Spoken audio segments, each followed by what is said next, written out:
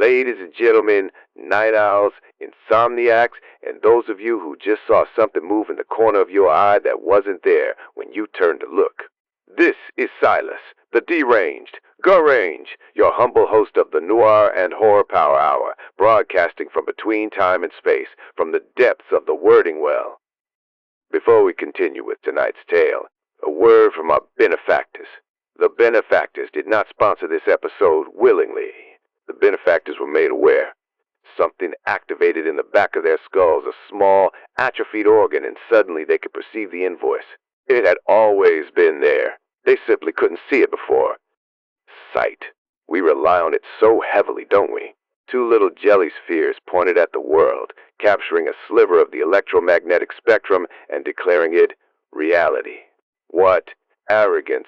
What beautiful, protective arrogance!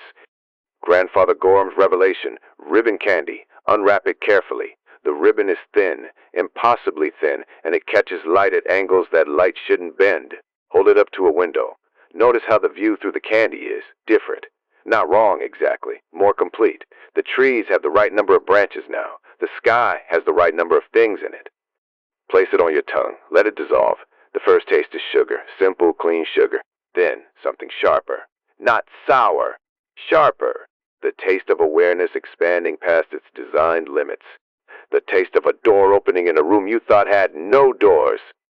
As the candy dissolves, your peripheral vision will widen. That's the only word for it.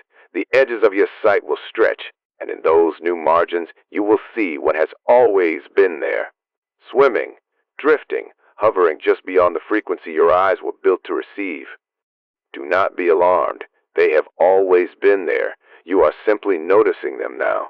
They have been noticing you for considerably longer. The effect is temporary. The candy dissolves. The margins close. The world narrows back to its comfortable, incomplete self. Most customers report relief. Some report disappointment. A very few, come back the next day and buy the entire stock. The goblins watch them leave with something that might be pity. Grandfather Gorham's revelation: ribbon candy. For when ignorance was bliss, but curiosity pays cash. Available at Grandfather Gorham's grotesque Confections, corner of Wyrding, Maine. The goblins accept cash, silver, or a willingness to see clearly. They recommend consuming the candy in a well-lit room.